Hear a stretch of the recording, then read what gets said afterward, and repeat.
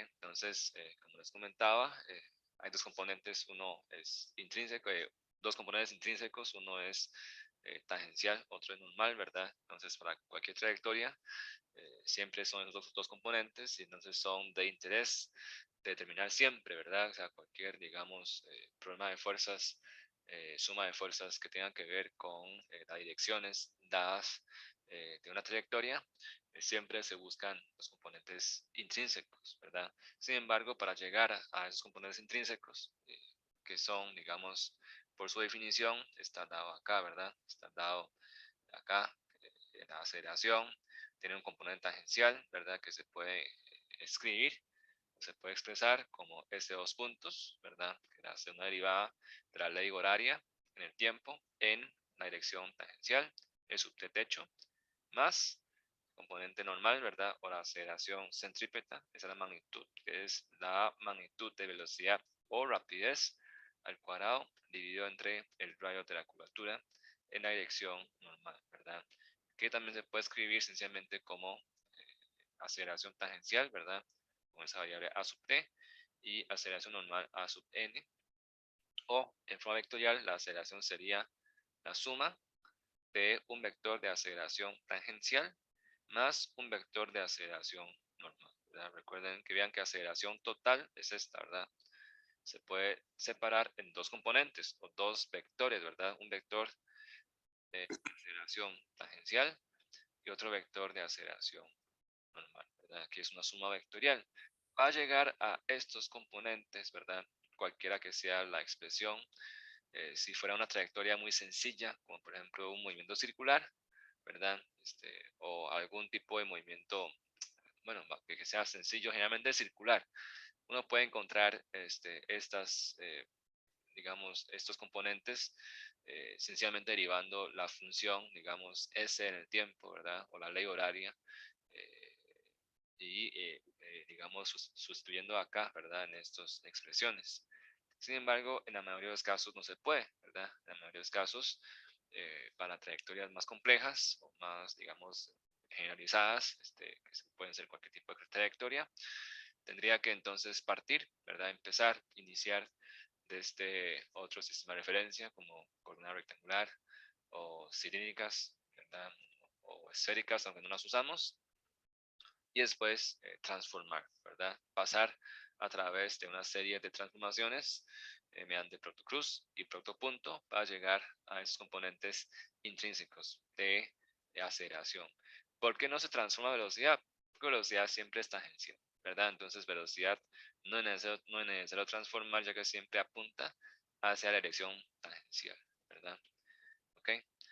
Entonces, todo lo que está dedicado a ese video es explicarles un poco, ¿verdad? Cómo es que se transforma a la aceleración tangencial, por ejemplo, a la magnitud, sencillamente es un producto punto entre la aceleración total en su forma vectorial, ¿verdad? Que puede ser expresado mediante coordenada rectangular, también puede ser cilíndricas, ¿verdad? O sea, en vez de IJK es E sub rho techo, E sub zeta techo y E sub Z techo, nada más cambian, digamos, el vector unitario, ¿verdad? Pero se trabaja igual y se proyecta. Producto punto es una proyección, ¿verdad? Proyecta hacia el vector unitario tangente, ¿verdad?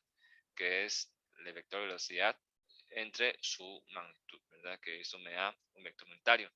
Y después, por supuesto, también puedo encontrar el vector, ¿verdad? De aceleración tangencial, ¿verdad? Nada más es escalar por dirección tangente unitario.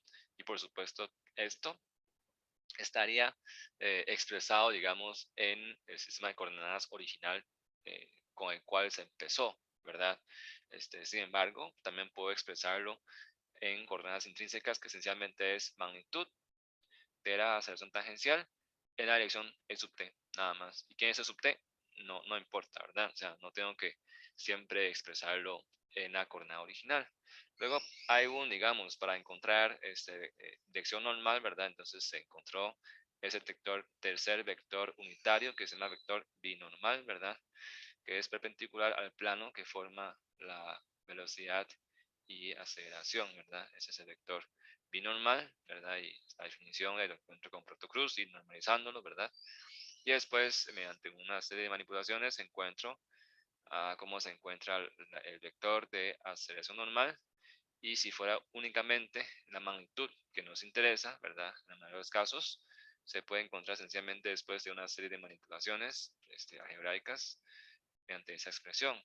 Y una vez que yo puedo encontrar la aceleración normal, ¿verdad? Vean que eso sí, todo esto es a partir, ¿cómo lo encuentro? A partir de el vector de velocidad y aceleración que ya fueron, digamos, derivados o ya fueron determinados mediante ecuaciones horarias, ¿verdad? Digamos, con base en otros sistemas de coordenadas como arranque, ¿verdad? Este, y una vez encontrado aceleración normal, yo puedo entonces encontrar cuál es el radio de curvatura, ¿verdad? Vean que yo encuentro esa propiedad geométrica más bien después de encontrar cuál es esa velocidad de aceleración, digamos que son derivadas en el tiempo, ¿verdad? De una ecuación horaria, ¿verdad? Ecuación horaria es como esto, ¿verdad? Son como estos que están acá.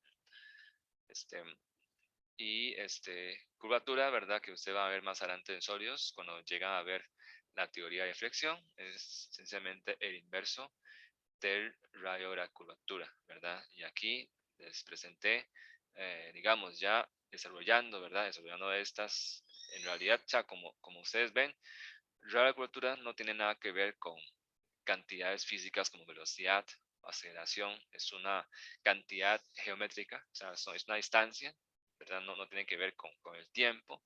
Entonces, estas derivadas en realidad se puede explicitar, ¿verdad? Expresándolo si fuera una curva parametrizada, que ustedes lo han visto en cálculo 3, o si fuera una curva expresada como y en función de x, ¿verdad? Todo esto es en el plano bidimensional.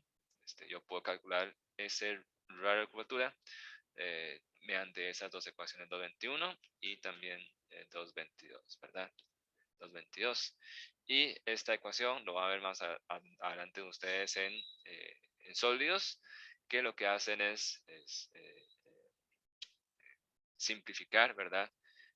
Que la deformación de una viga, ¿verdad? Ese de y despreciable es muy pequeño, ¿verdad? Para una viga,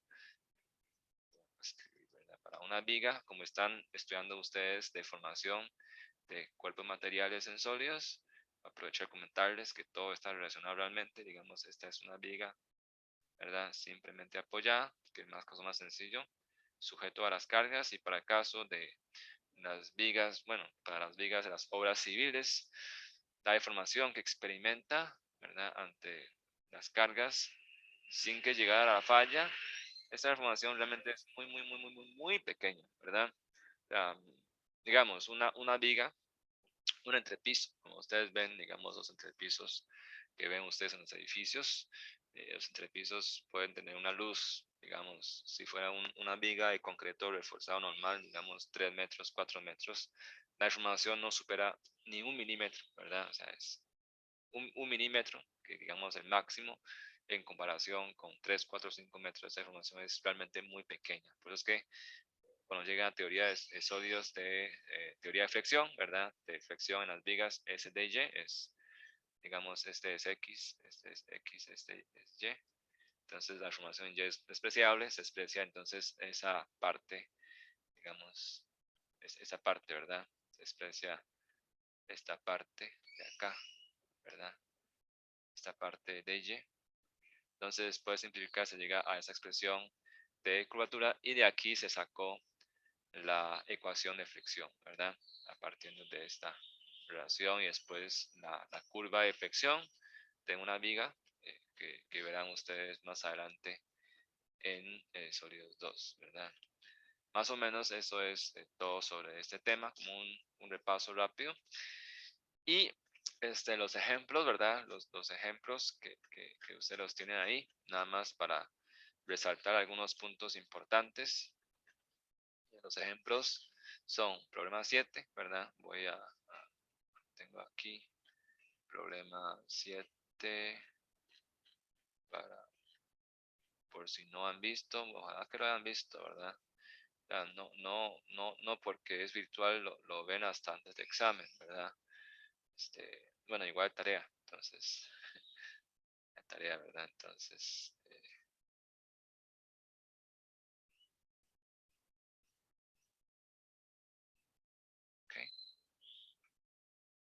Entonces, mira ese ejercicio, ¿verdad? Voy a compartir Explorer. Entonces, este ejercicio, ¿cuál es, digamos, el chiste de este ejercicio? El chiste es que me dice que tiene este ejemplo ya lo hicimos, ¿verdad? Lo hicimos anteriormente en clase, mediante el uso de coordenadas polares, ¿verdad? Ya que es un movimiento plano, para encontrar, digamos, la expresión de velocidad de aceleración en coordenada polar, ¿verdad? Pero ahora me dice, ¿verdad? Que aquí ahora la velocidad angular es constante, ¿verdad? O sea, no es como el caso anterior, que la velocidad angular es una función un poco más, digamos, compleja. Aquí es constante. Y que para un punto dado, digamos, cuando cita es 30, tiene una magnitud de 3,56, ¿verdad? Y es contraria a la dirección del movimiento, o sea, va hacia atrás. O sea, es negativo, ¿verdad? O sea, tiene una magnitud negativa ya que está en contra del movimiento. Entonces, a partir de ese acto, ¿cómo puedo yo devolverme? ¿Verdad? Vean que es un tipo de ejercicio, es devolverse. Devolverse a encontrar la magnitud de la velocidad angular, cuál es ese omega, ¿verdad? Y encontrar aceleración normal y el radio de curvatura, ¿verdad? Entonces aquí ya hemos encontrado cómo se expresa la aceleración, ¿verdad? Lo evaluamos y aquí entonces mediante proyección, ¿verdad? Encontramos la magnitud de aceleración tangencial, ¿verdad? A partir de esas ecuaciones horarias, ¿verdad? En el coordenada polar y todo va a estar en función de zeta punto de omega y ahí entonces evaluando para zeta igual a 30 grados igualado también a que era aceleración tangencial es 3,56, entonces despejo está a punto, ¿verdad? Eso es como, ese es el, el, el asunto. Ese problema es devolverse, ¿verdad? A despejar un parámetro dentro de la ecuación, digamos, vectorial de aceleración, ¿verdad? Y una vez encontrado si está a punto ya, ¿verdad? Ya puedo entonces aplicar fórmula para encontrar la magnitud de la aceleración normal, ¿verdad? Y una vez encontrado la magnitud de la aceleración normal, yo puedo encontrar el radio de curvatura. Sencillamente se despeja, ¿verdad? Y aquí hay unas explicaciones más, unos detalles más, que ya están en los videos, ¿verdad? Digamos, verificaciones de que la aceleración total sea que esté expresada en coordenada polar, ¿verdad? O que esté expresada en coordenada intrínseca, la magnitud la misma, ¿verdad? Ya que el uso de los diferentes sistemas de referencia lo que busca no es más que descomponer esa cantidad, digamos, vectorial, digamos, de aceleración que tiene magnitud y dirección en diferentes componentes, ¿verdad? Diferentes con base en diferentes sistemas de coordenadas, nada más. Su propósito es análisis, ¿verdad? Es composición. Pero magnitud, ya digamos, la magnitud absoluta debe ser la misma, independientemente de cuál sea el sistema de coordenadas que se esté utilizando. ¿Okay? Estas son verificaciones y también un poco de verificación sobre el radio de curvatura y qué relación tiene con el radio de esta leva, ¿verdad? Es un poco, digamos, las verificaciones que uno siempre busca hacer, ¿verdad? Y esas verificaciones siento que, aunque no es parte del problema, es siempre trato de hacer esto para ilustrarles cuál es el procedimiento de análisis de problemas. Digamos, ahora haciendo esas verificaciones estoy buscando validar resultados, ¿verdad? O interpretar resultados y ver si los números que calculo hay algún error, tiene sentido o no, ¿verdad? Y esta parte de validar resultados, verificar errores o si comprobar si existen errores y si el resultado tiene sentido físico como esto, ¿verdad? Es muy importante y realmente es, yo siento que lo más importante que debe uno aprender, ¿verdad? A través de esos cursos, ya que después todos esos procedimientos, vean que esos procedimientos de cálculo, después todos esos problemas igual no lo va a haber, digamos, en la vida profesional, ¿verdad? En los digamos, en los problemas de vida profesional son problemas mucho más complejos que solo se puede resolver con computadora, con modelos, digamos, computarizados y que ahí, digamos, lo que uno hace es meterle datos que uno define de un problema, ¿verdad?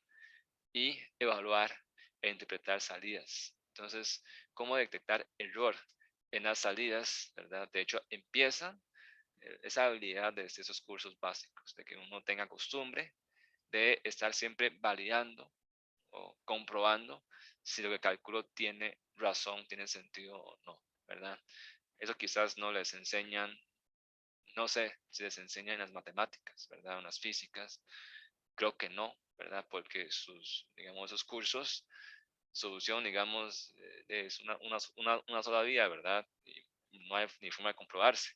O sea, no hay otro camino con el que yo puedo comprobar mi resultado, ¿verdad? O sea, es difícil, pero aquí ya en esos cursos, digamos, de mecánicas aplicadas, hay otros caminos, ¿verdad? Que nos lleva a lo mismo y que nos permite verificar, cerciorarse de que resultados sean correctos.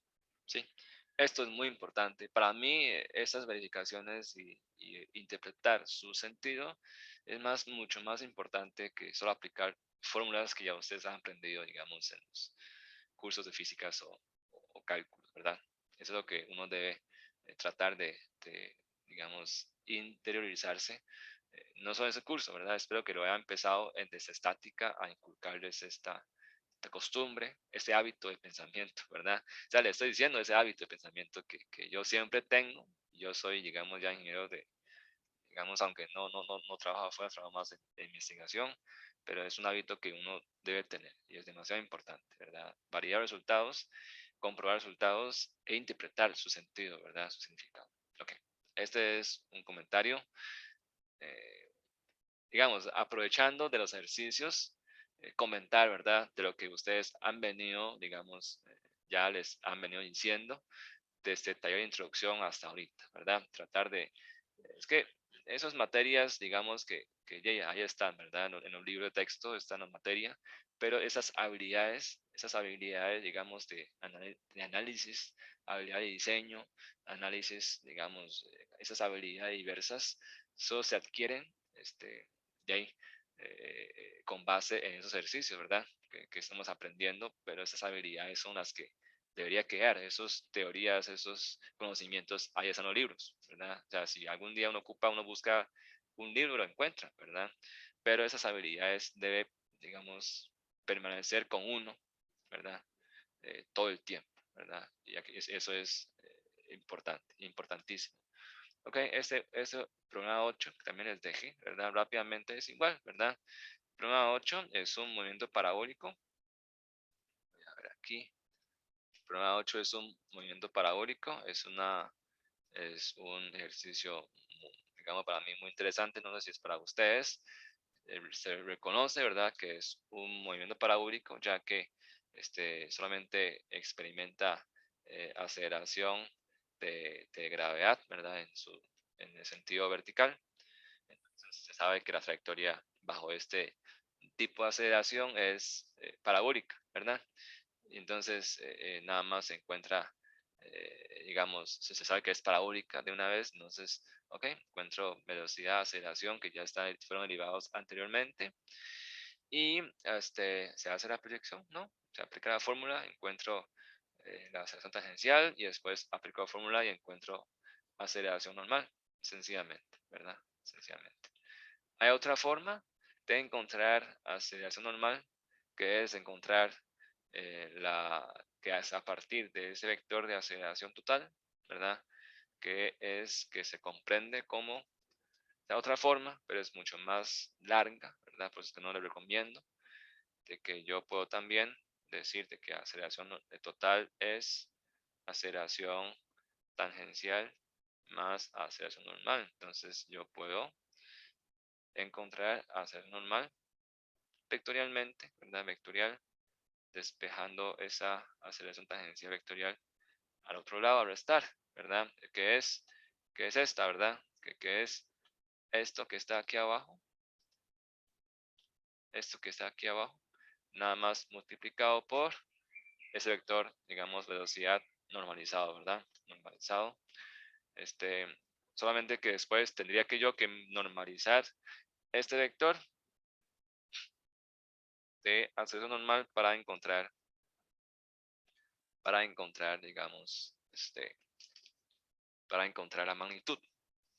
Esa Normalización implica usar Pitágoras, ¿verdad? Sumar las entradas de cada componente al cuadrado y aplicar raíz cuadrada, lo cual se vuelve bastante engorroso. Por eso es que no recomiendo, especialmente están, digamos, expresadas como una función del tiempo, ¿verdad? Okay. Igual, ¿verdad? Vean que yo les comento de que existe otra forma de hacerlo. ¿Por qué? Porque es importante y eso es aplicable para todo el demás curso, ¿verdad? Nunca se casen con un método de resolver problemas, ¿verdad? Y de hecho, para muchos cursos más adelante les va a enseñar diversos métodos para resolver el mismo problema. Y todos los métodos tienen su punto de vista, ¿verdad? Son puntos de vista diferentes. Y ahorita, digamos, son problemas didácticos sencillos, no hay problema, ¿verdad? Le puede decir, ok, resuelve con un método o se case con un método y ya, tampoco le va a dar problemas, pero siempre es bueno tener ese hábito igual, ¿verdad? De que ya después, cuando enfrenten problemas más complejos, nunca los enfrenten con un único punto de vista, ¿verdad? Siempre hay que abordarlos desde diversos puntos de vista, ya que ya no son problemas cerrados, ¿verdad? Con solución cerrada, solución única, son problemas abiertas y que si no existen esos diversos puntos de vista, podría uno dejar fuera eh, aspectos muy importantes, ¿verdad? Okay. Ese es un comentario y voy a aprovechar este ejercicio que nos da pie para explicar esas cuestiones de las habilidades o atributos que es para mí mucho más importante, digamos.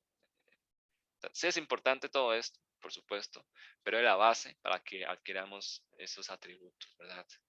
Y el último ejercicio digamos, es problema de 3 dimensiones, ¿verdad? Eso es, igual eso es seguir paso a paso, ¿verdad? En forma ordenada, ¿verdad? En forma ordenada, aplicar los procedimientos que corresponden, ¿verdad? No hay nada de otro mundo, ¿verdad? Y eso es para ilustrarle, digamos, ya cómo trabajar con ejercicio de 3 dimensiones, un poco las operaciones matemáticas que se realizan, y eso, ¿verdad? Esto generalmente no entra en examen, ¿verdad? Entonces es un ejercicio, digamos, nada más para que vean, digamos, cómo son ejercicios de 3 dimensiones. Si ven ahí en el libro cómo se puede resolver, ¿verdad? Igual es paso a paso, es un procedimiento que hay que seguir y aplicar las ecuaciones sencillamente, ¿ok? Creo que eso sería, ¿verdad? No sé si hay alguna pregunta sobre el video, sobre esa materia de transformación de coordenadas. Yo espero que hayan visto, ¿verdad? Los videos.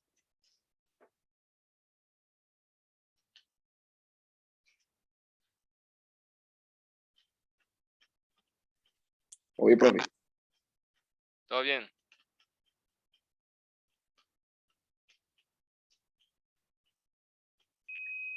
Por mi parte, todo bien, profe, sí. Ok, bueno, si no hay otros comentarios, entonces terminemos ese ejercicio que nos hacía falta, ¿verdad? Nada más rápidamente, o sea, es muy poco lo que hacía falta, que es esta, ¿verdad? Ya hemos hecho la parte A, ¿verdad? Y nos falta la parte B, que es la mayor aceleración total que experimenta el camión en la trayectoria. Tal vez recapitulando un poco, vamos a nuestra pizarra, ¿verdad? La pizarra, siempre que son problemas, recuerden eso, siempre que son problemas, digamos, que implique vehículos, ¿verdad? Que implique vehículos, problemas de transportes, de toda la función, digamos, de velocidad, aceleración eh, del vehículo, siempre es en la dirección tangencial. Porque recuerden, ya estamos en un problema ya vía real, el camión, el vehículo, ¿verdad? Yo puedo saber, digamos, se puede tener una forma modelar, ¿verdad? ¿Cuál es la función de su frenado, la función de su aceleración, función de su velocidad, sea en términos del tiempo, de la distancia recorrida, o sea, del parámetro S, ¿verdad? Que es el grado de libertad de coordenadas intrínsecas. Este, siempre es en dirección tangencial, porque el vehículo no sabe cómo acelerar, frenar o tener aceleración perpendicular a él, ¿verdad? O sea, vehículo lo que frena, lo que acelera es hacia adelante, hacia dirección tangencial, aunque sea en una curva, ¿verdad? O sea, todo lo que hace es en la dirección tangencial. Sin embargo, el parte B es eso, es recordarnos de que, bueno, aunque todo esto es en dirección tangencial, o sea, está en coordenadas intrínsecas en esa componente tangencial, la trayectoria, dependiendo de cuál sea la trayectoria, también puede ejercer, digamos, influencia en el vehículo y hace que también experimente aceleración normal, ¿verdad? O sea, si hay una curva, ahí existe radio de curvatura, entonces existe aceleración normal o centrípeta, ¿de acuerdo? Este, ok, entonces esa es la parte B. Entonces, ¿cuál es la mayor aceleración total que experimenta el camión en la trayectoria? Es decir, la aceleración total es la tangencial más la centrípeta, ¿verdad? La que es dado por, digamos, por ese radio de 90 metros, ¿verdad? Cuando es una recta, el radio es infinito, ¿verdad? Mientras más grande sea el radio, más se aproxima a una recta, ¿verdad? Y una recta es que tiene un radio infinito. Mientras que un ángulo, digamos, cerrado, ¿verdad? Así como un quiebre, digamos, un quiebre de 90 grados, por ejemplo, ¿verdad? Si fuera un quiebre de 90 grados, el radio es cero, ¿verdad? O sea, no hay radio, mejor dicho. O sea, es cero. Entonces, la aceleración tiende a infinito, porque es un quiebre de 90 grados, aunque los vehículos en realidad nunca pueden girar un ángulo de 90 grados, porque usted no sé si ustedes conocen cómo funcionan los vehículos. Los vehículos tienen llanta trasera, llanta delantera, ¿verdad? ¿Cómo giran los vehículos? Los vehículos, ellos, con el volante, lo que hace es cambiar un poco el ángulo de la llanta delantera, ¿verdad? Por supuesto, mecánica automotriz tiene su ciencia, ¿verdad? Tiene sus detalles que tampoco conozco de todo. Ese ángulo es muy pequeño, ¿verdad? Pero entonces dependiendo del largo, de la distancia entre ejes y del ángulo que permite con el giro, ¿verdad? Lo que hace realmente es, si ustedes extienden, digamos, las llantas van hacia adelante, ¿verdad? Digamos, dirección tangencial a la llanta. Pero la dirección tangencial de la llanta delantera ahora sí va hacia otro lado. Y si se traza un perpendicular, línea perpendicular, ¿verdad? ¿Dónde intersecan? Es como centro de pivoteo, ¿verdad? Entonces, una medida que comprende, digamos, de ese centro de pivoteo hasta como el centro del vehículo, ese es el radio de giro. Entonces, si ustedes leen las especificaciones del manual de su vehículo, ahí trae ese radio de giro, radio mínimo de giro, ¿verdad? O sea, un vehículo en su giro siempre hay un radio, ¿verdad? Que es el mínimo que permite con el giro máximo de las llantas, ¿verdad? Entonces, en realidad, los vehículos nunca pueden girar con un radio cero porque de las llantas no pueden girar la llanta a 90 grados, ¿verdad? No pueden hacer, ¿ok? Es un detalle, un comentario, digamos, aparte, que es muy interesante. Ok, entonces la parte B, la mayor aceleración total que experimenta el camión en la trayectoria. Entonces sabemos de que de A a B, ¿verdad? Lo que experimenta es una aceleración tangencial determinada o ejercida por los frenos, ¿verdad? Del camión que sigue esa función. Entonces de A a B, vean que A, la aceleración tangencial es -2, B es un poco menor, B, la aceleración tangencial se puede calcular, ¿verdad? Pero es un poco menor. Y después entro a la curva, ¿verdad? Ya B es el inicio de la curva. Entonces, en el punto B ya existe esa aceleración centrípeta, que es función de velocidad al cuadrado entre el radio constante. Después de B, el camión sigue frenando, ¿verdad? Pero con una aceleración menor y si sigue frenando, la velocidad también es menor.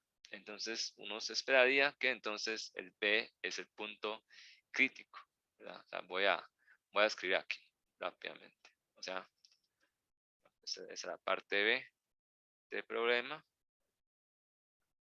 ¿verdad? Aceleración total en el punto A es -2 E sub t más 0 E sub n. Está en la parte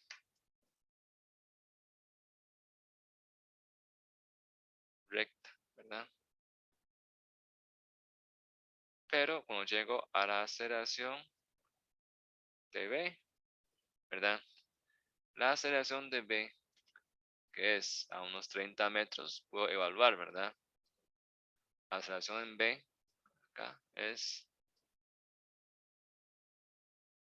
menos 2 más 0.0005 por 30 al cuadrado, más, vamos a ver, entonces 5 más 30 al cuadrado, ¿verdad? Esta es la aceleración tangencial en B. Y la velocidad en B, ¿cuál es? Vamos a ver. Es esta, ¿verdad? Velocidad en B es esta. Entonces, la velocidad, ese punto, cuanto S es igual a 30 metros, esto al cuadrado, entre el radio de curvatura en la dirección normal, ¿verdad? Y esto me da 2 negativo más 0.0005 por 30 al cuadrado. Me da que la aceleración tangencial en B es menos 1.55 E sub t, más esta velocidad es 19.56, ¿verdad? Y este radio es 90 metros. O sea, eso repasando la definición de coordenadas intrínsecas, ¿verdad? Que la aceleración es la tangencial, que ya encontré, ese 2 puntos, ¿verdad? Y la normal, que es ese punto al cuadrado entre el radio de curvatura. Y ese punto esencialmente es la velocidad de ese instante, ¿verdad? Entonces, velocidad de ese instante es 19.56. Cuando llega a los 30 metros, los 30 metros es cuando llega al punto B, ¿verdad? Cuando llega al punto B, la velocidad ya fue calculada, está en metros por segundo, y el al cuadrado dividió entre 90. Eso me da 19.56 al cuadrado entre 90. Esto me da 4.25 E sub n. Eso es en metro segundo al cuadrado. Vean que aquí me faltó la unidad, ¿verdad? Aquí es unidad metro segundo al cuadrado. Vean que quién manda aquí, cuál la aceleración total es más grande. B, ¿verdad? Porque la magnitud de la aceleración de A es 2. Pero la magnitud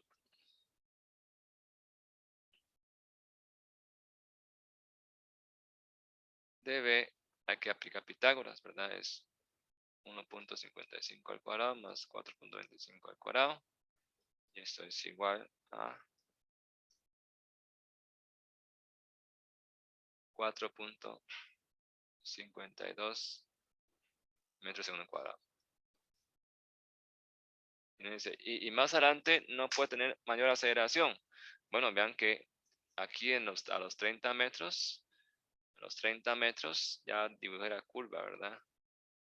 La velocidad tangencial es mayor que eh, la distancia siguiente, ¿verdad? Que los puntos siguientes, mientras conforme más avanza, la velocidad ya, cuando llega a los 63 metros, la velocidad ya es menor, ¿verdad? Y como el rayo es la misma, al ser menor la velocidad, implica una menor aceleración centrípeta, ¿verdad? Normal.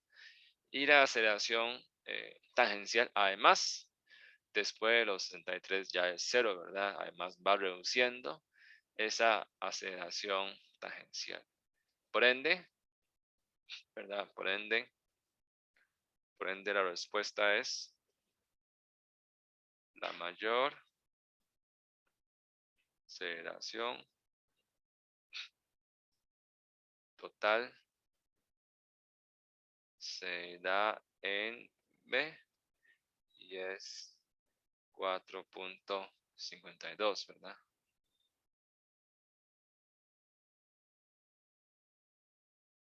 Listo. Esto sería la respuesta para la pregunta B. No sé si hay preguntas hasta acá.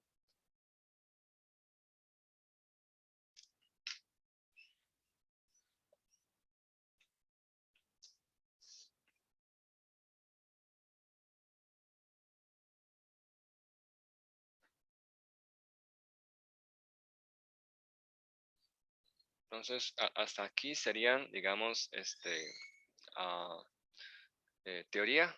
La teoría no es teoría, ¿verdad? Es explicación de cómo es que se derivaron y cómo se expresan posición, velocidad, aceleración en los tres sistemas de referencias que vamos a usar en este curso. Esas tres son coordenada rectangular, ¿verdad? Que la que más ustedes han usado. Cilíndricas o polar, ¿verdad? Ya que la mayoría de los problemas son en el plano, entonces coordenada polar. E intrínsecas, que es como la coordenada que uno siempre busca llegar para encontrar esos componentes intrínsecos, que es la tangente y el normal a una trayectoria, ¿verdad? Hasta aquí entonces serían la explicación de estos tres sistemas de referencia, más, digamos, algunos ejemplos, ¿verdad? Que ilustran un poco la práctica, ¿verdad? La práctica y un poco los detalles a la hora de hacer análisis de problemas o resolución de problemas. No sé si hay preguntas hasta acá.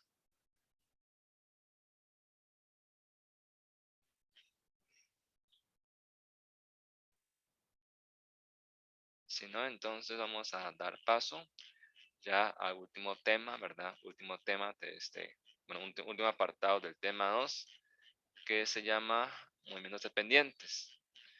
De hecho, también hay un video, ¿verdad? Por aquellos, si ustedes quieren saber más, hay un video que explica bastante detalle también este tema. ¿Qué es ese tema?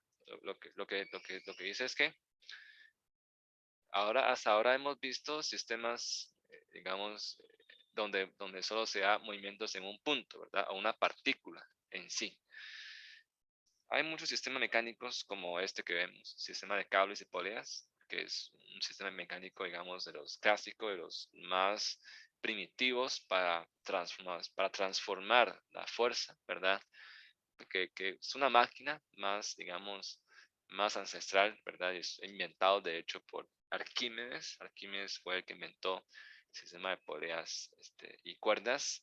Es la máquina más antigua, ¿verdad? Que permite modificar fuerzas de forma que yo puedo, eh, digamos, movilizar grandes pesos o masas con la limitada fuerza humana, ¿verdad? Esa es como la máquina más primitiva que ilustra ese concepto de modificación de fuerza a través de un sistema mecánico, ¿verdad?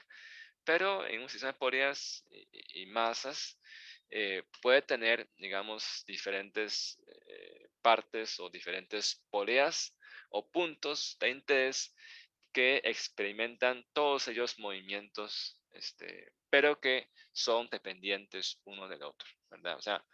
Eh, o sea, un sistema de pasas y poleas pueden tener muchos, digamos, vean, por ejemplo, este ejercicio, este ejemplo que está acá, que todavía es sencillo, ¿verdad? Vean que esas dos masas, ¿verdad?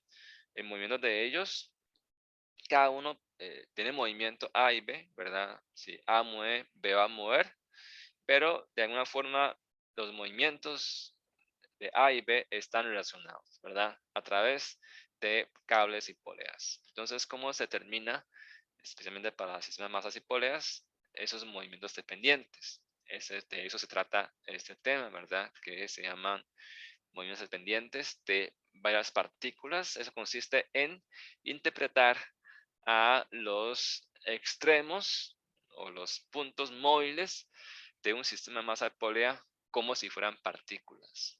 Por ejemplo, en este caso, ¿verdad? En este caso, que es el caso más sencillo, ¿cuáles son los puntos móviles de interés?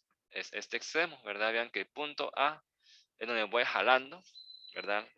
Digamos, el cable hacia abajo. Entonces, ese punto determina el movimiento de todos los demás cables, pero también es determinante y es de interés cuál es el movimiento de esta masa, ¿verdad? Ya que no me interesa cuánto se ha movido esa partícula de cable o esa partícula de cable o esa parte de cable, sino me interesa, el interés es cuánto se ha subido esta masa, ¿verdad?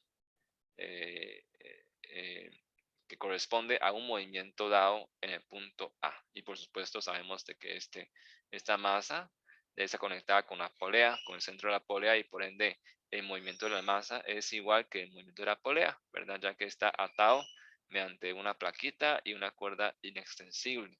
Entonces, ese sistema, ¿verdad? Además, vean que el punto C es una polea fija, ¿verdad? Se llama polea fija. Se llama polea móvil. No sé si ustedes ven poleas en colegio. Yo me acuerdo que sí veía yo antes en colegio algo de poleas y uno se siente como muy interesante, ¿verdad? Ahora vamos a poder analizarlo, ¿verdad? Con métodos, digamos, científicos, ¿verdad? Entonces, poleas móviles siempre son puntos de interés y los extremos de un sistema de cables. Polea fija no mueve, porque polea fija es fija, ¿verdad? No tiene movimiento.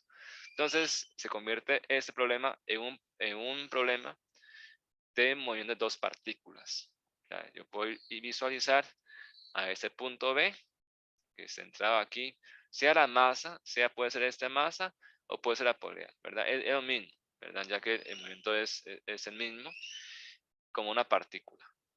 O sea, polea como una partícula, o más como una partícula, ¿verdad? Es lo mismo. Y este extremo A como una partícula. Entonces, tengo dos partículas cuyos movimientos están relacionados. Y como son dos partículas, ahora sí, entonces yo defino dos sistemas de referencias para la partícula. Y como ustedes ven, para sistemas masas poleas como estas, el movimiento se da únicamente en la dirección vertical, ¿verdad? O sea, A y B únicamente mueve en la dirección vertical.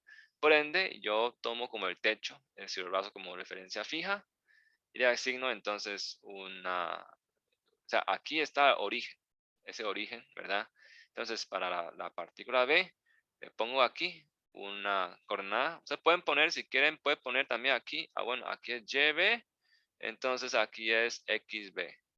Aquí es YA para esa partícula A, aquí está origen, aquí es XA. Es como gusten, solamente que el punto A no tiene movimiento en X, entonces XA siempre es 0, ¿verdad? O sea, es decir, estoy asignando una referencia, un coordenada para cada partícula.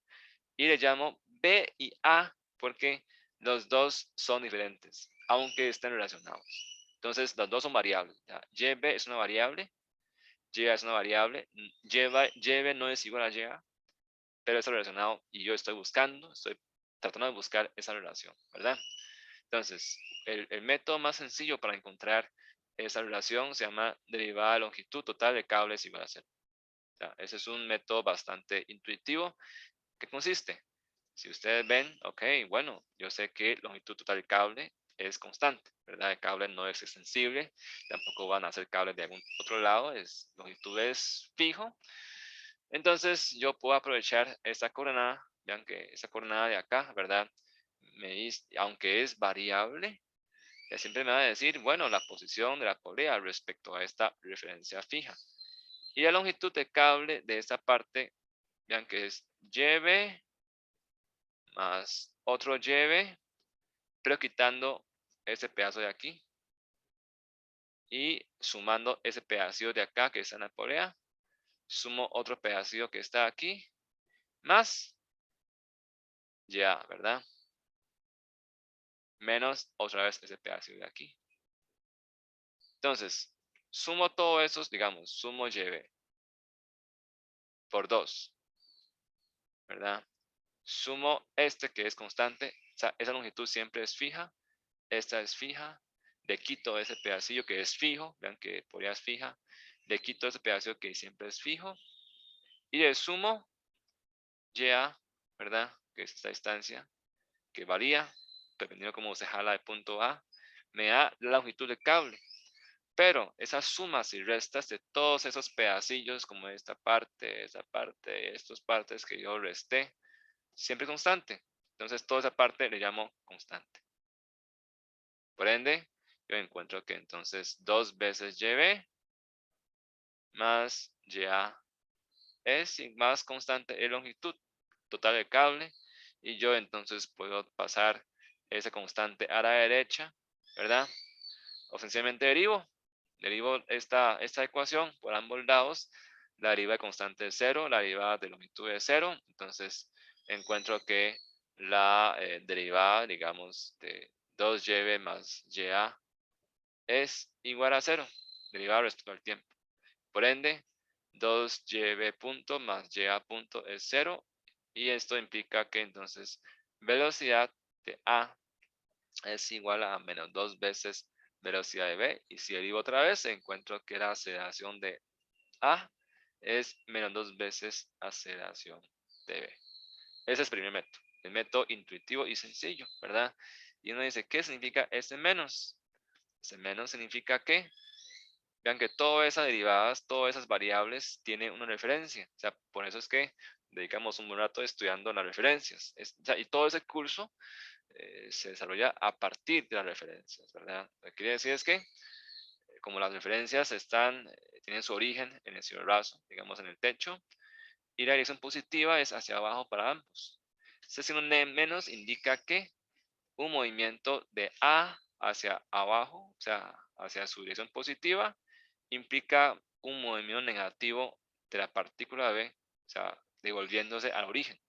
Y es consistente, ¿no? O sea, si baja A, B debe subir. Y cuando sube, va yendo contrario a la, digamos, variable y, ¿verdad? Va contrario a la dirección positiva de la referencia.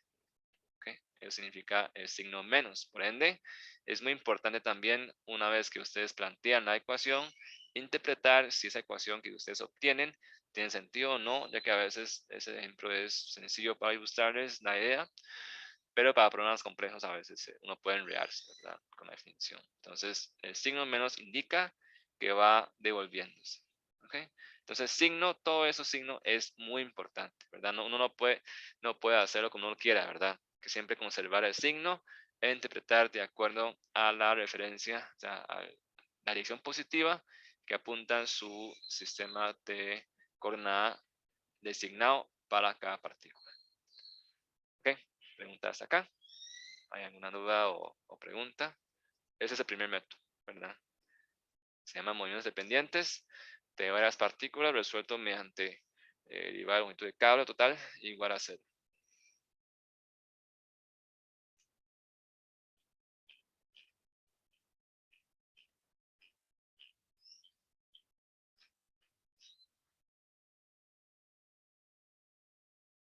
¿No hay preguntas? Okay. Ese método es muy sencillo y se puede aplicar para resolver problemas más simples, como por ejemplo este, ¿verdad? Que ven acá, una persona jalando este cable. Mientras camina, ese cable va alargando, pero no en una forma lineal, sino como que también el ángulo va cambiando, ¿verdad? Entonces vamos a hacer ese ejercicio ahorita. Vean que es un cable, es un solo cable que conecta con un objeto a través de una polea fija. Entonces, problemas sencillos, no hay un sistema complejo de poleas y masas. Es más sencillo de una vez plantear problemas mediante este método, ¿verdad? Sencillamente este método. Okay. ¿Cuándo son sistemas de poleas más complicados? Como esta, ¿verdad? Como esta. Entonces, ahí sí, tal vez este método ya cuesta plantearlo, ¿verdad? Ya que a veces uno se le ocurre cómo definir referencias y también a veces hay poleas móviles de, digamos, de ajuste, de conector entre dos cables diferentes, y ahí se me enreda bastante, ¿verdad?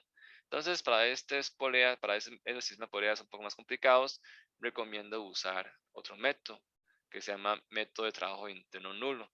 De hecho, es un método de trabajo virtual con fuerzas virtuales, y también, de hecho, el método no lo inventé yo, eso lo inventé desde hace tiempo.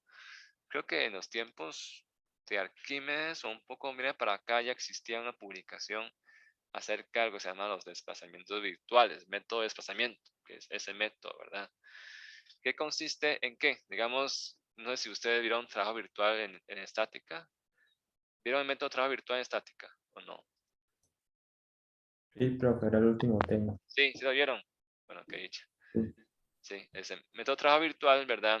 Este, aquí vamos a trabajar con fuerzas virtuales.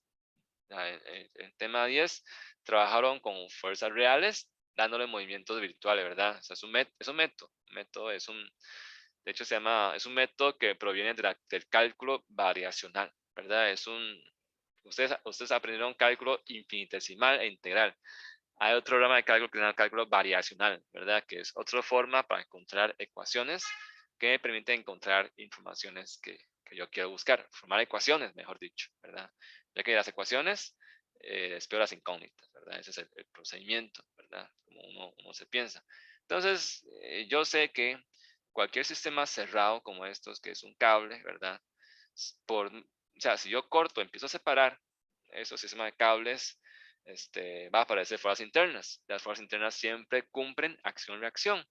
Entonces, no importa cómo los corto, si yo les doy un movimiento, ¿verdad? A un sistema cerrado como es un cable, todas las fuerzas internas que cumplen acción-reacción se van a cancelar y el trabajo interno es cero. O sea, no sé si me explico. Es un ejemplo, digamos, que uno ve en trabajo virtual, que si es una fuerza interna, donde cumple ley de acción-reacción, ¿verdad?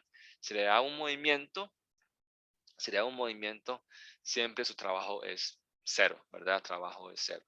Entonces, yo aprovecho esto. Entonces, ok, a un sistema de masa de polea, lo que me interesa es saber qué relación tiene entre el movimiento de punto A y punto B.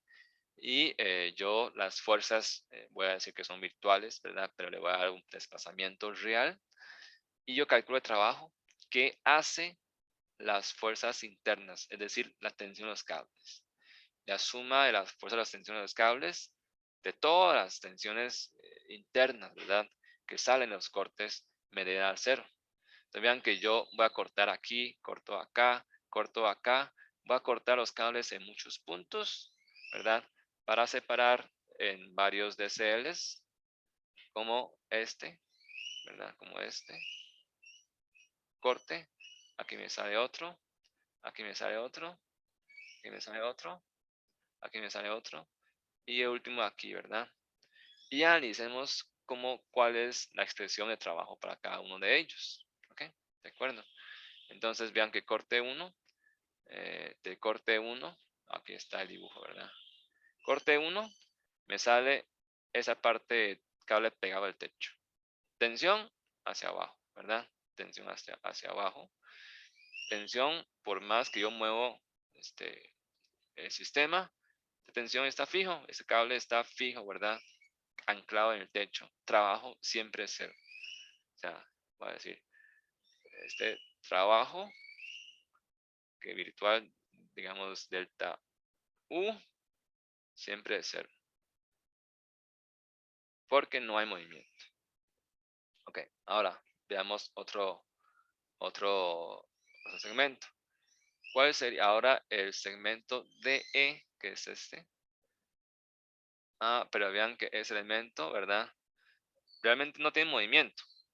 Pero el segmento, aunque tenga movimiento, la tensión de ambos lados siempre es la misma, ¿verdad? Entonces, si le doy un desplazamiento, ¿verdad? En realidad estas tensiones son tensiones virtuales, ¿verdad? Pero bueno, se puede quitar ese signo, no hay problema, ¿verdad? O sea, omitimos esto. Entonces, si le da un movimiento, el cable como es inextensible, digamos el DY es el mismo. Entonces, esto está en dirección contraria a las tensiones, trabajo también es cero. O sea, ese elemento no aporta nada, tampoco esta. ¿Ok? Esa polea móvil, yo estoy seguro que sí aporta algo, pero le voy a dejar para atrás, ¿verdad? Veamos ahora polea fija. Esta. Polea fija, ¿verdad?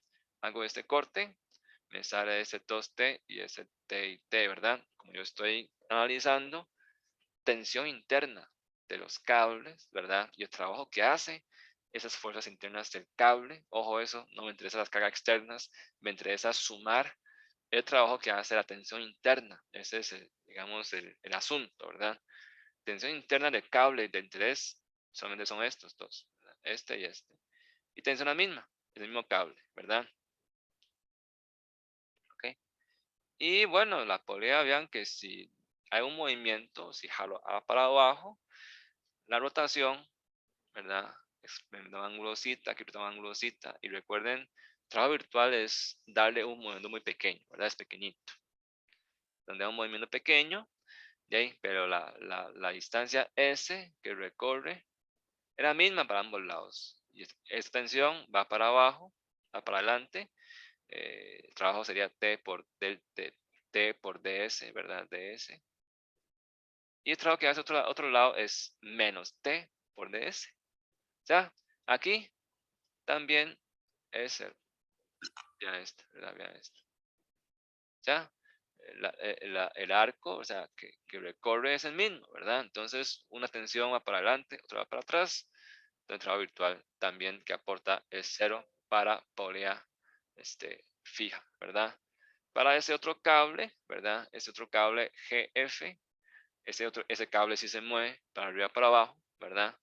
Vean que, pero experimenta el mismo DY, ¿verdad? Igual que ese caso, aunque en ese caso realmente es un cable fijo a la pared, porque si este punto no se mueve, todo ese cable es fijo, ¿verdad? Entonces la polea lo que hace es como trepar el cable para arriba, para abajo, ¿verdad? Eso es como si fuera una pared, ¿verdad? Porque ese cable está anclado al techo y por más que yo jalo, esa parte del cable no puede tener ningún movimiento en ninguna parte de ninguna partícula que compone ese cable. Pero esta parte sí, ¿verdad? Esa parte sí va para arriba, para abajo, pero el movimiento es el mismo. Mismo de ella para ambos, entonces du es 0. Trabajo es 0, ¿verdad? Trabajo interno es 0. Entonces los únicos cortes que me aportan trabajo interno, ¿verdad? Que me aportan trabajo interno son este pedacito que acá y poleas móviles. Esa es la conclusión.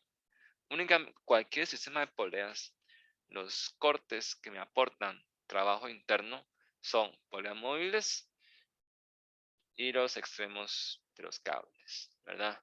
Okay. Entonces veamos esos dos, ¿verdad? Entonces, este extremo, ¿verdad? Que es donde se aplica una fuerza externa P. Hay una tensión interna, digamos, antes está acá, digamos que un mono después. Igual, aquí hay que definir una referencia, ¿verdad? Aquí yo estoy definiendo que el punto A va para abajo, ¿verdad? Este es Y, YA, y aquí es YB. O sea, aquí igual que definir referencia, ¿verdad? Igual.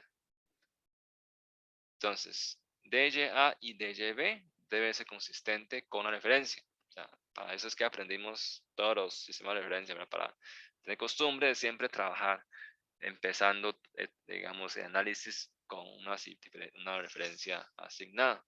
Entonces, YA, DYA, este corte que me sale.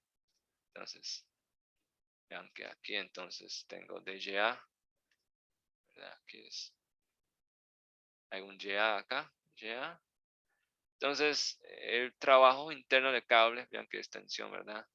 Tensión, pero el movimiento positivo es hacia abajo, ¿verdad? Después, antes está aquí, después de un movimiento pequeño de ya, el trabajo que aporta aquí es menos T por de ya. Y usted me pregunta, profe, pero este P no igual a T. Sí, ese P es igual a T, pero yo estoy sumando trabajo interno de cable. No me interesa no me interesa trabajo externo, la fuerza externa. O sea, me interesa cuál es el trabajo que hace tensión interna. Ya que todos los demás casos, todos los demás puntos, como estos, ya sé que todos ellos no aportan nada de trabajo, ¿verdad? Se anulan entre ellos o sencillamente no hay movimiento. Pero este punto sí tiene movimiento y aporta trabajo interno. ¿Ok? ¿Y qué hay en poliamóvil? Poliamóvil se puede componer el movimiento en dos partes. Voy a poner aquí.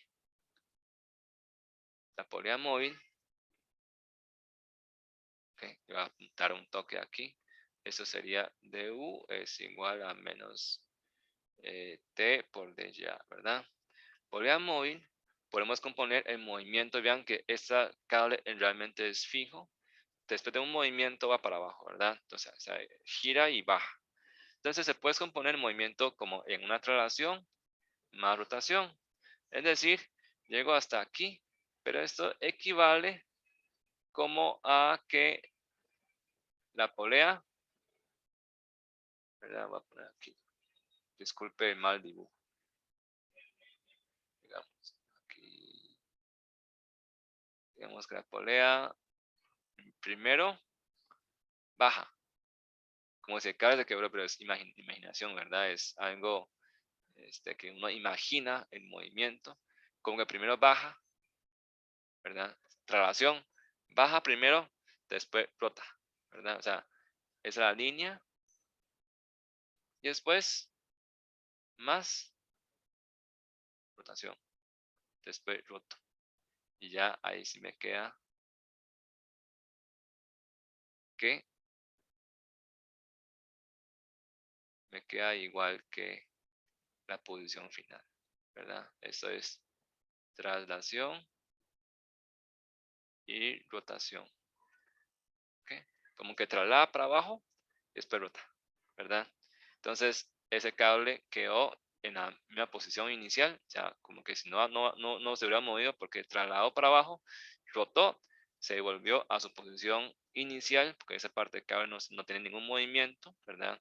Entonces estoy imaginando que se mueve, pero lo devuelvo, ¿verdad? Para componer movimiento en traslación y rotación, ¿verdad? Pero ya sabemos de que un cable, digamos, una polea en rotación, ya hemos estudiado, ¿verdad? Ya hemos estudiado para este caso de polea fija que está rotando en su lugar, trabajo es cero, ¿de acuerdo? Trabajo es cero. Entonces, el trabajo que aporta rotación es cero. Pero traslación sí. Y traslación es hacia abajo, ¿verdad? Vean que aquí hay un DYB. Entonces, aquí tiene un trabajo que es menos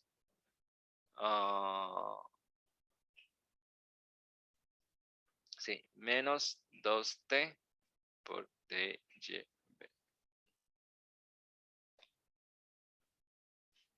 Entonces, conclusión, ¿verdad? Conclusión. Los únicos puntos que aportan trabajo interno en un sistema de cables y poleas son las extremidades libres de los cables donde yo jalo, ¿verdad? Y las poleas móviles. ¿Y cuánto trabajo aportan poleas móviles? El movimiento, digamos, el movimiento correspondiente a la polea, digamos, con su denominación correcta de lleve, por la cantidad de cables que llega a la polea. Si son 2 cables, en 2T. 3 cables, 3T. 4 cables, 4T. Que salen del corte, ¿verdad? Del corte del DCL de la polea. Y al final yo sé que el trabajo interno de todos deben ser cero, ¿verdad? El trabajo interno es cero, es nulo, porque son fuerzas internas que deben cancelarse por acción-reacción. Por ende, trabajo interno, la sumatoria es cero. Eso implica que menos T por DYA menos 2T por DYB es cero. Y por ende se va T y T, son fuerzas virtuales y de hecho siempre va para afuera, ¿verdad? Con factor común. Y yo llego a que DYA es menos 2 DYB. O sea, desplazamiento en A es menos 2 veces desplazamiento en B. Y si yo divido entre el tiempo, llego a que YA punto es 2 menos 2 veces YB punto. Y así sucesivamente YA 2 puntos es menos 2 veces YB 2 puntos. Y llego al mismo resultado que el método anterior, ¿verdad? Siempre que llego al mismo signo, siempre que la definición de los DYA y DYB sean consistentes con el sistema de referencia que le asigno a cada partícula, ¿verdad? Dentro del sistema de cables y poleas. Y es importante y deben ser consistentes, ya que después, cuando vamos a tema 3, a sumar fuerzas, y combinamos con el tema 2.7, con ese tema de monedas dependientes, la suma de fuerzas, el sistema de referencia usado para sumar fuerzas debe ser consistente con el sistema que yo uso para definir movimientos dependientes. Es un asunto muy importante y hay que ser muy ordenado. Entonces no decía preguntas hasta acá.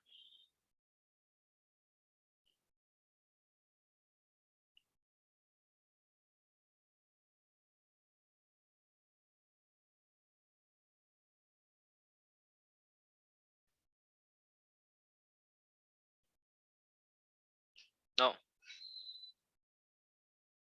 Vamos bien.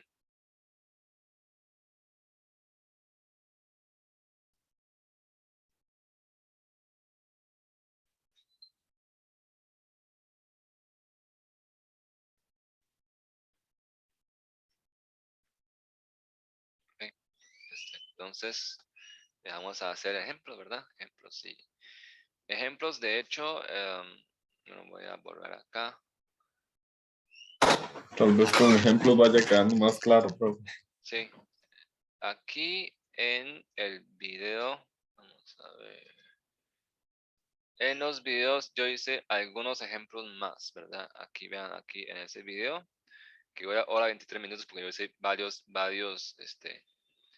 hice varios ejemplos, ¿verdad? Acá que no está en los apuntes, o sea, son ejemplos extras, por si quieren referir. Voy a hacer este ejemplo acá. Voy a hacer aquí mismo. Bueno, pero mejor tomemos un pantallazo. Me enseñó que es Windows Shift S. Como se toma el pantallazo. Ya aprendí ese truco. Muy bien, muchas gracias por enseñarme. Y lo pegamos a pizarra.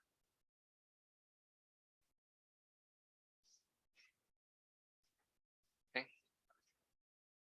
Y vamos a ver pizarra. Ok, aquí. Dice determinar la velocidad del cilindro B si cilindro A mueve hacia abajo con una velocidad VA de 4 pies por segundo, ¿verdad? Aquí, si yo veo que hay bastante enredo de cables, yo no me gustaría usar el método de trabajo, el método de longitud de cable. Pues aquí tengo una y dos cables, ¿verdad? Entonces yo preferiría usar el método de cortes, ¿verdad? De trabajo interno. Porque yo sé que los puntos de interés, ¿dónde me interesa? Es ¿verdad? Esta masa móvil, esta, ¿verdad? Esta polea móvil de ajuste, o sea, de conexión de ambos lados.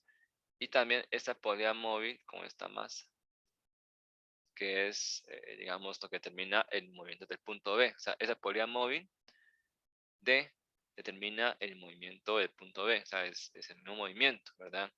Mientras que A es otro extremo, ¿verdad? Y C es como un polea que conecta los dos cables. Son tres poleas, son los tres puntos de interés. Entonces, el método, ¿verdad? Vamos a aplicar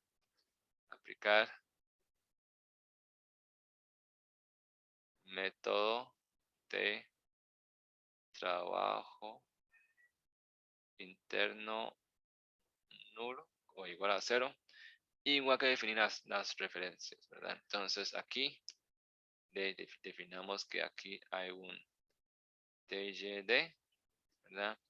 O sea, este es YD y voy a definir todo igual. O sea, aquí hay un TYC y este viene aquí es YC y hay un YA y la masa A tiene un DYA. ¿Okay? Entonces, hacemos los DCL de cada uno. DCL, DD, ¿verdad? Entonces, me ponen acá, algo de corte. Y aquí está guindado la masa. La masa es fuerza externa, no me interesa, ¿verdad? No me interesa. ¿Cuál es esa masa? ¿Cuánto es el peso? No me interesa para nada. Lo que me interesa son cuántos cables. Ven que tiene 1, 2, 3, ¿verdad? Le llegó ahí 3 cables. O sea, es un corte aquí. Después corto aquí, aquí. Y hago un corte aquí, ¿verdad? Entonces haré 3 tensiones. Pero son 2 cables. Entonces aquí hay un cable ¿verdad? Voy a llamarle cable 1. Y otro cable que es este, voy a llamarle 2. Entonces, tensión 1. Y aquí hay un tensión 2. Y el movimiento que experimenta, o el movimiento que yo le doy es DYD. Okay. Es el de la polaridad D. Entonces el trabajo virtual sería 2T1 más T2 negativo porque va en dirección contraria a DYD. Okay. Sería aporte de trabajo. Okay. Ahora voy al DCL del punto A.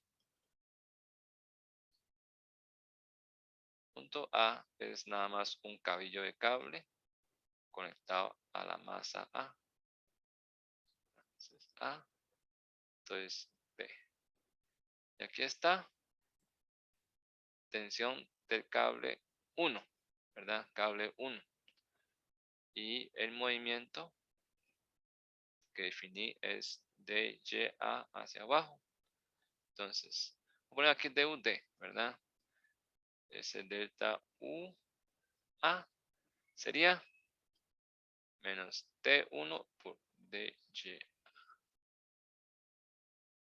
Igual va a sentido contrario. Y el último es la polaridad móvil, ¿verdad? DCL, DC. Polaridad móvil tiene una particularidad. Polaridad móvil, vamos a ver. Aquí tengo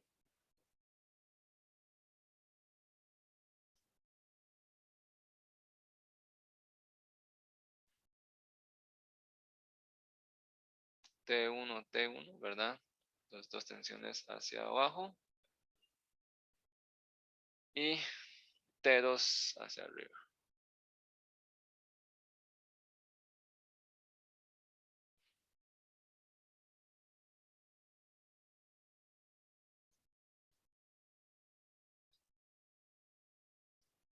Pero las polaridades móviles, bueno, aquí también hay un DYC, ¿verdad? Pero aquí, vean que en los DCLD y A, aquí no estoy sumando fuerzas, porque si sumo fuerzas, me da que T1, 2T1 más T2 es igual al peso externo, igual acá, ¿verdad? O sea, la suma de fuerzas aquí me haría que T1 es igual al peso. O sea, y si está acelerado, si la aceleración es otro valor, ¿verdad? O sea, dependiendo de cómo se mueve el sistema, cuál es la aceleración, tensión cambia. Aquí, la particularidad de las polaridades móviles es que aquí no hay masa, aquí no hay fuerza externa. Entonces, la suma de fuerzas, yo puedo sumar fuerzas en Y, ¿verdad? O sea, si ustedes quieren, pueden hacer, ok, de UC es, este, 2T1 menos T2, todo por DYC, ¿verdad? También puede hacer eso. Sin embargo, no está en mi interés cuánto es el movimiento de C. Me interesa relacionar el movimiento de A y B, aunque también lo pueda encontrar, ¿verdad? Yo puedo también encontrar cuál es el movimiento de C luego, ¿verdad? Pero aquí no es de mi interés, ¿verdad? Me interesa los movimientos en los extremos, ¿sí? Profe, es que no entendí muy bien cómo funciona o sea, el DVA y el DVD. O sea, ¿por qué tenemos un negativo ahí y arriba no lo tenemos? ¿Cuál es el de C o de A o de D? El de D y el de A. El de D, vean que tengo las tensiones hacia arriba y la dirección de movimiento es hacia abajo, o sea, la referencia es hacia abajo. Entonces, cuando voy para abajo, las tensiones van para atrás, entonces hace trabajo negativo. ¿verdad? Hay un signo ahí. Nada más que como están los dos negativos, se cancela ese signo y ya. Como por O esos es que, negativos. es que lo que no veo es el signo, o sea, los dos están positivos. Es que Y, es 2T1, ¿verdad? Son 2T1 más un ujú, T2 y los tres van para sí, arriba. Entonces, ahora les dejo que haga un trabajo, ¿verdad? Para abajo, o sea, les doy un movimiento para abajo, D, Y, ujú. D. Vean que las fuerzas van para atrás. Si una fuerza va para atrás, trabajo negativo. Pues yo le pongo negativo. Ah, ya vi el menos, no había visto el menos, profe. Ah, hay un menos Ya, ahí. no, ya, no lo había Igual, visto con razón. igual aquí, igual acá, ¿verdad? Negativo. Sí, no había visto ese menos, pensé que era, o sea, no lo noté. Ok, Listo. sí, Gracias, profe. con gusto. Y ese T2 es porque es otro cable, ¿verdad? Otro cable. Sí, exactamente. Ok, de acuerdo. Entonces, aquí en DSLC la particularidad es que, bueno, ustedes plantean así, me hace la relación, lo puedo sumar y me da 0, ok, pero me quedan 3 variables resonando, ¿verdad? La particularidad es que aquí en DSLC yo sí puedo sumar fuerzas en Y. Digamos, puedo dejarlo con masa por Y2 puntos, pero no hay masa, ¿verdad? No hay masa.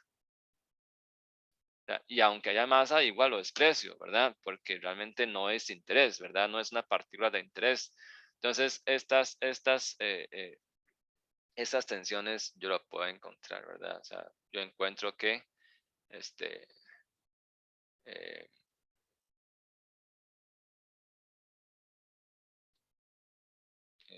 ¿cómo es? Que T2 es igual a 2T1. ¿De acuerdo? Bueno, me disculpan, ahora dije algo que no es preciso. Que si aquí hay masa, o sea, que si aquí hay masa es como si aquí cuelga otra masa. Bueno, ahí sí, de hecho, sí habría masa por aceleración, ¿verdad? Y sería otro punto de interés, de hecho, ¿verdad? O sea, ya ahí ya no, ¿verdad? Ya hay masa y ahí ya cambiaría un poco la relación de las tensiones, ¿verdad? Y eso sería algo importante, ¿verdad? Ya ahí no se podría despreciar, ahí sí no, porque sería como otro punto, ¿verdad? Que tiene otra masa colgada, otra fuerza externa colgada, y eso me afectaría la relación de las tensiones, ¿verdad? Entonces ahí tengo que tomar en cuenta eso, ¿verdad? Esa masa externa. Pero aquí, como es una polea móvil, nada más no hay masa. Entonces se desprecia esta masa, aceleración, se desprecia, entonces T2 es 2T1. Entonces esta relación, o sea, siempre la relación de las tensiones, si son más de dos cables, se relacionan a través de la polea móvil de conexión entre los dos cables. ¿Ok? Entonces, al final, ¿verdad? Entonces, sumo los trabajos internos, ¿verdad? Sería entonces menos, menos 2T1 más T2 DYD menos T1 DYA igual a 0. ¿Ok? Ahora el problema es, ok, no puedo cancelar tensión porque tengo dos tensiones, pero T2 es 2T1, ¿verdad? Entonces, esto es 2T1 y por lo tanto quedaría menos 4T1 DYD menos T1 DYA igual a 0. Y esto implica que puedo diferenciar, digamos, y dividir entre tiempo, ¿verdad? Implica que YA punto es menos 4YD punto, o sea, velocidad de A es menos 4 veces velocidad de D. Vemos aquí, ¿verdad? ¿Cuánto es velocidad de A? Velocidad de A es 4 pies por segundo, ¿verdad?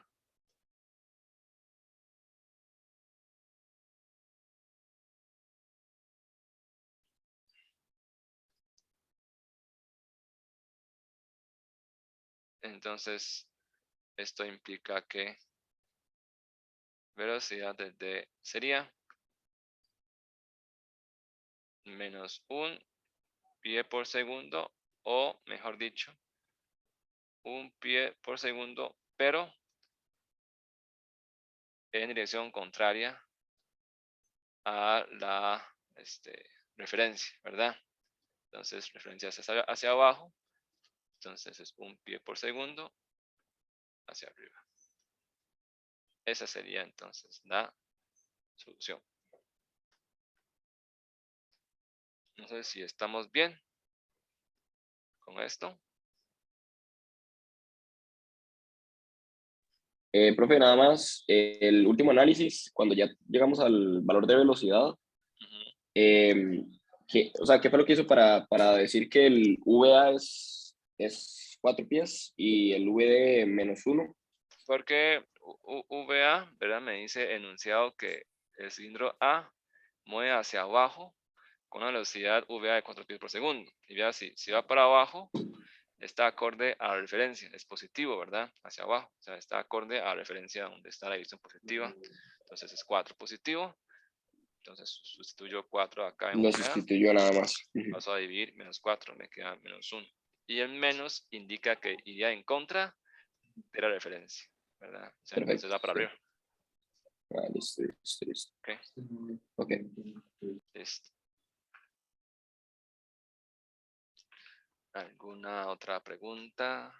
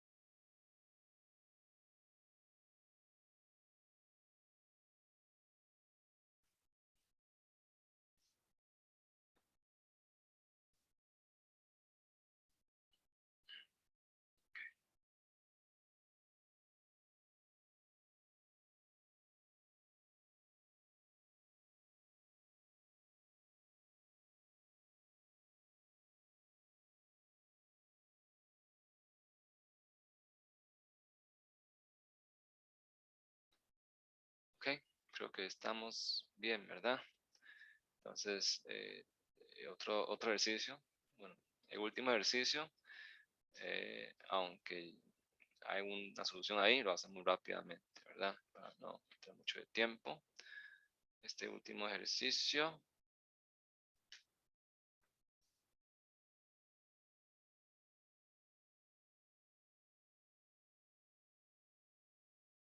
está en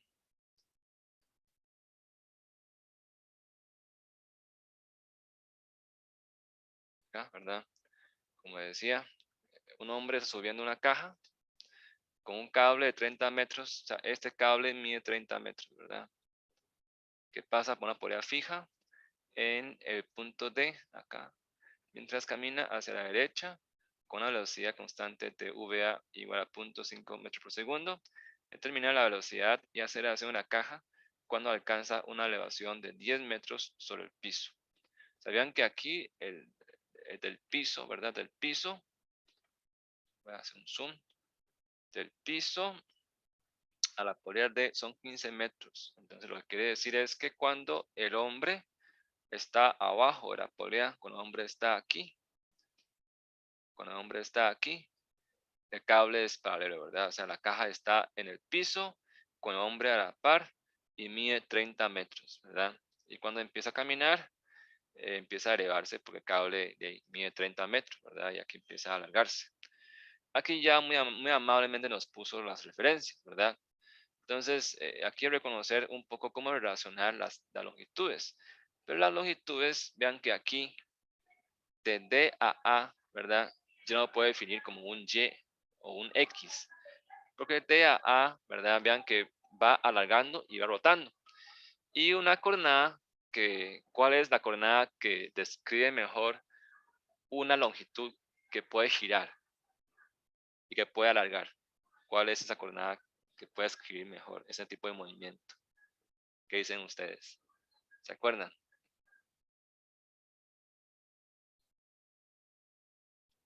Que tiene punto fijo acá y que su longitud puede alargar, pero también puede rotar, cambiar de ángulo. ¿Se acuerdan?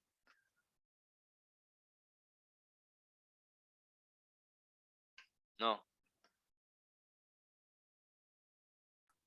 Radial era, profe. El radio vector de coordenada polar. Entonces aquí yo puedo definir, ¿verdad? Gracias a Randall, ¿verdad? A la longitud de esa parte de cable como si fuera un ρ, ¿verdad? Pensando como si fuera un radio de coordenada polar. Si no hay una instancia, ¿verdad? Tampoco es de otro mundo.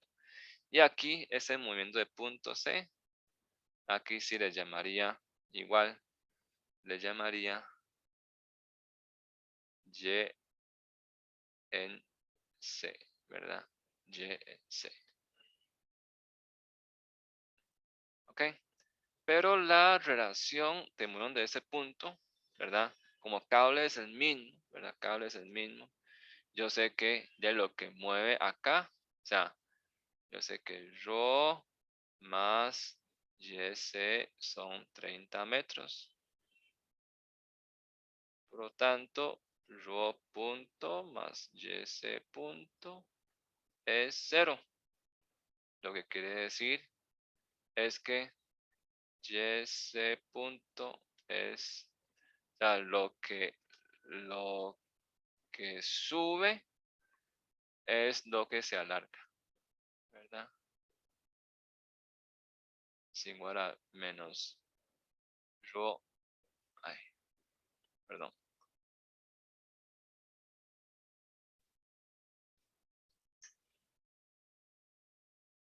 Lo que sube es lo que se alarga, pero bueno, aquí tener cuidado de que ese YC punto, ¿verdad? Si me da negativo es que va para arriba, ¿verdad?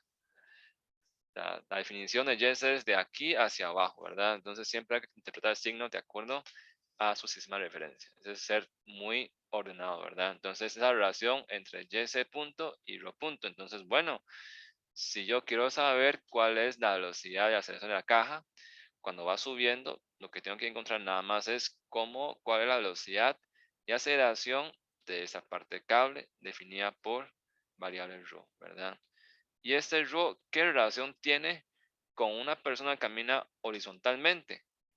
Bueno, aquí ya nos dice, ¿verdad? Aquí ya de una forma nos indica, bueno, pues se puede llamarle esta distancia que camina X. Y esta distancia es fija, ¿verdad? Aquí es X, aquí es ρ. Y la altura es 15. H es 15. H es fijo.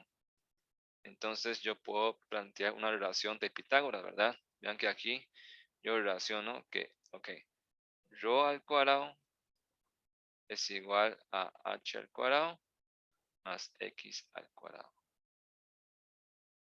¿Sí? Y la derivada de x, o sea, ¿qué es VA? ¿Qué es velocidad con que camina el hombre, digamos, en el piso?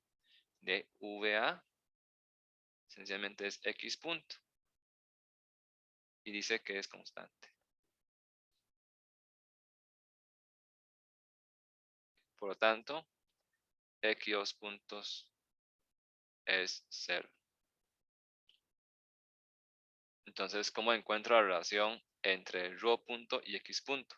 Derivo a ambos lados, ¿no? Tengo esa relación geométrica de un triángulo rectángulo, derivo a ambos lados y ya.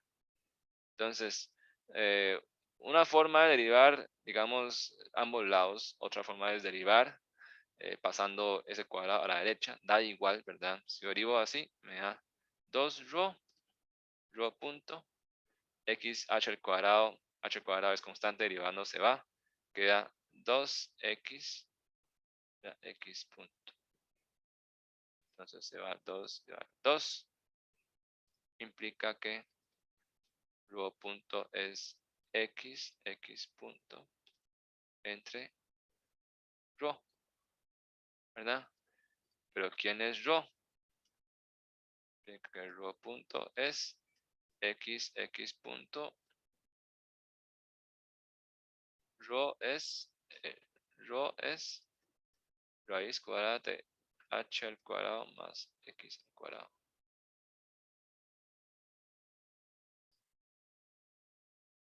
Y listo. Aunque ya encontré, ¿verdad? La relación entre Rho y X. Entonces, ahora sí, ¿verdad? Evalúo cuando ok, aquí dice, ¿verdad? Determinar la velocidad y aceleración en caja cuando alcanza una elevación de 10 metros sobre el piso. O sea, cuando llega a 10 metros. ¿Qué quiere decir? Nada más para completar esa parte. Aquí es un triángulo, ¿verdad?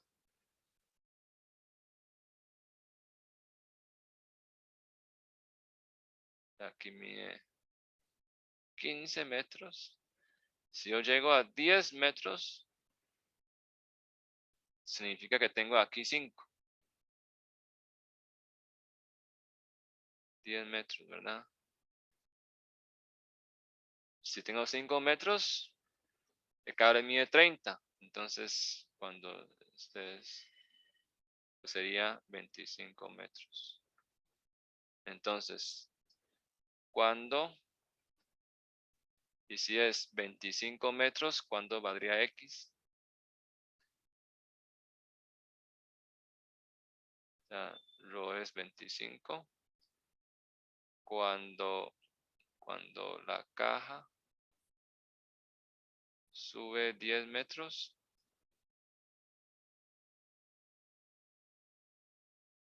¿verdad? Llego a la configuración 5, 25. Aquí es 15. ¿Cuál sería X? X sería X al cuadrado más 15 al cuadrado es igual a 25 al cuadrado. Significa que X es igual a 25 al cuadrado menos 15 al cuadrado. Entre raíz cuadrada todos, cuando X es 20 metros. 20 al cuadrado más 15 al cuadrado me da 25 metros. Entonces, eso equivale a evaluar, ¿verdad? Cuando llega a los 10 metros de elevación, equivale a un X de 20 metros, ¿verdad? Entonces, evaluando, ¿verdad? Entonces, Rho punto sería 20 por, ¿verdad? Evaluando, hay que poner evaluar para cuando X es igual a 20 metros. 20 metros por 0.5. Este es VA, ¿verdad? Dividido entre h al cuadrado es 15 al cuadrado más 20 al cuadrado. Y de hecho abajo es Rho. Rho es 25. 20 por 0.5 entre 25, ¿verdad? Entonces sería 20 entre 25 por 0.5 da 0.4 metros por segundo. Y YS es negativo de esto, perdón, YS sabemos de que negativo es que de menos 0.4 es que va para arriba, ¿verdad? Entonces velocidad de la caja es 0.4 metros segundo para arriba. ¿Estamos bien? Hasta aquí. Profe, a mí lo único que me queda como duda es en la relación de Rho con YC. Digamos, usted escogió, o sea, usted dijo que DA es Rho por lo de coordenadas polares, pero ¿por qué fue? O sea, dijo algo del ángulo, pero no me quedó claro. O sea, también puede poner D a A como un YA, solo que ese YA no va vertical, ¿verdad? Porque ese cable va alargando y va girando, ¿verdad? Entonces, ¿cuál sería ese nombre coordenada que mejor se ajusta a esa realidad, de que el cable va alargándose y también rotando. Sería el variable, digamos, radial, ¿verdad? El radio ρ, que usamos en coordenada polar, que también puede Ok. alargarse y también puede girar, ¿verdad? O sencillamente le llama L, ¿verdad? También le llama a veces L. Se llama L, o sea, una longitud nada más. Y longitud de cable ahí va cambiando de ángulo, pero lo que me interesa es la longitud de cable, no la dirección, ¿verdad? La longitud en sí del cable. Ok, profe. Sí. Bueno, lo que queda, ya, de hecho ya no debería seguir más, pero ya encontré velocidad que sigue. Para encontrar aceleración, le digo otra vez más, ¿verdad? Y la derivada ya es más engorroso, ¿verdad? Entonces, derivada sería los puntos, ¿verdad? Los puntos, ahora sí, ¿verdad? Derivar un cociente y un producto arriba. Entonces, bueno, ¿verdad? Elevo aquí abajo al cuadrado, ¿verdad? Derivo primero, ¿verdad? Hay que derivar ese producto, sería x punto al cuadrado más x 2 puntos, ¿verdad? Por este señor menos derivada de abajo, ¿ok? X punto, derivada de abajo es otra vez el mismo, ¿verdad? Es x punto entre h al cuadrado más x al cuadrado. Uy. Y no sé si me falta un 2 ahí. Tengo que derivar. Ah, no, porque la raíz cuadrada, derivar la raíz cuadrada, hay un 2 que se cancela, ¿verdad? Entonces queda otra vez ese mismo. ¿Sí? ¿Todos de acuerdo? Si no lo trabajan con detalle, ¿verdad? Para no quitar mucho tiempo. Entonces aquí, para simplificar un poco, ¿verdad? Vean que aquí hay alguien que está abajo, entonces la forma más sencilla es que sea esto h al cuadrado más x al cuadrado. Digamos que normalizo, ¿verdad? Aquí quedaría 3 sobre 2, ¿verdad? Como que esto multiplica, es 1, multiplica por otro, ¿verdad? Que es un medio, entonces se suma los exponentes, aquí sería 3 sobre 2, y aquí 3 sobre 2, entonces aquí se liberaría, ¿verdad? Sube un grado, ¿verdad? Entonces, vamos a ver qué haría, entonces x punto al cuadrado más x 2 puntos por h al cuadrado más x al cuadrado menos x al cuadrado x punto al cuadrado, y por dicha da aceleración no hay, por ende esto quedaría como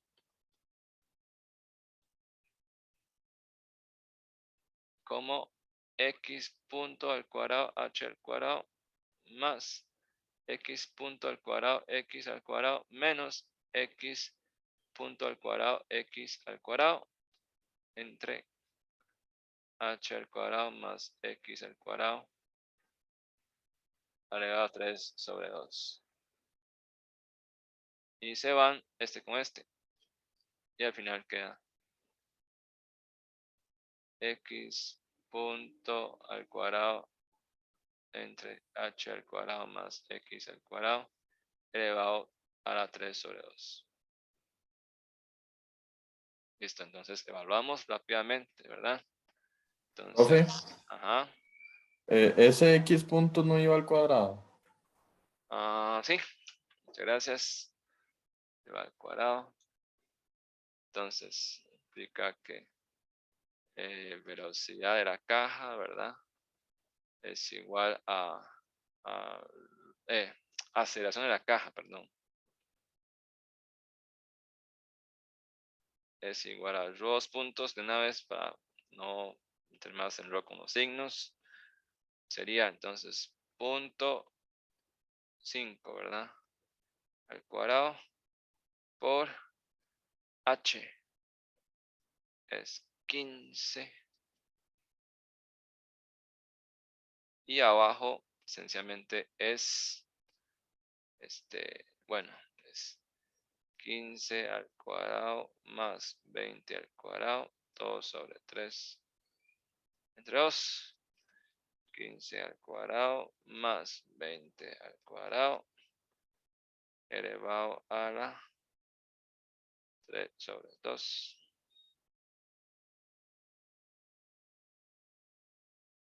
por 0.5 al cuadrado por 15 al cuadrado.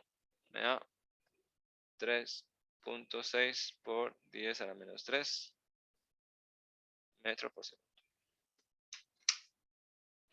Y listo.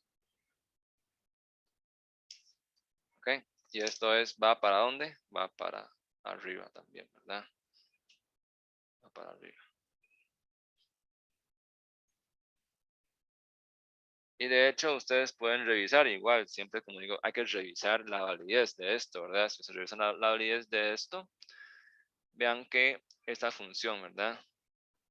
Esta función, cuando x es 0, la velocidad con que sube la caja es 0 en ese instante. ¿Por qué es 0? Porque los dos cables son paralelos entre ellos. O sea, y el movimiento de la persona es perpendicular al cable. O sea, cuando yo estoy abajo, yo estoy justamente abajo, exactamente, de la velocidad de la persona es perpendicular. En ese instante no imprime ninguna velocidad al cable, ¿verdad? Entonces es 0. Y conforme, ya imagínense si el cable fuera muy largo, digamos. Si x tiende a infinito, o sea, cuando tiende a infinito, si el cable fuera tan largo, ¿verdad? Que tiende a infinito, como esta altura es tan bajita, ¿verdad? 15 metros comparado con infinito, ese ángulo tiende a 0, ¿verdad? Entonces, la velocidad tiende a ¿qué? Si usted hace x tendiendo a infinito, se cancela ese x con el de abajo, ¿verdad? Rho punto tiende a x punto. O sea, tiende a ser igual que velocidad de persona porque del ángulo se vuelve despreciable, ¿verdad? Entonces vean que esto tiene alguna forma, se puede interpretar, ¿verdad? Sentido. Pero en cuanto a la aceleración, vean que la aceleración, la función de aceleración ya no es 0, ¿verdad? No es 0 cuando estoy abajo. Cuando me encuentro justamente abajo, en ese instante de velocidad es 0. Pero en el próximo instante ya tiene velocidad. Entonces hay un cambio de velocidad en ese tiempo 0, ¿verdad? En ese justamente cuando me encuentro por debajo. Hay un cambio de velocidad. Por ende, en los puntos, recuerden muy bien eso, en los puntos donde usted dice, bueno, velocidad es 0, no necesariamente aceleración 0, ¿verdad? O sea, en ese punto puede encontrar un cambio de velocidad hasta, o sea, puede haber un cambio de velocidad hasta un próximo instante, ¿verdad?